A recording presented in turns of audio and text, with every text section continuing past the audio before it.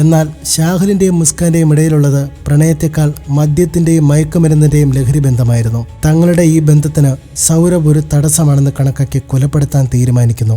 March 4. Muskan ഭക്ഷണത്തിൽ മയക്കുമരുന്ന് കലർത്തി സൗരഭിന് കൊടുത്തു. ബോധരഹിതനാക്കി. തുടർന്ന് അവർ സൗരഭിനെ നെഞ്ചിൽ കുത്തി കൊലപ്പെടുത്തി.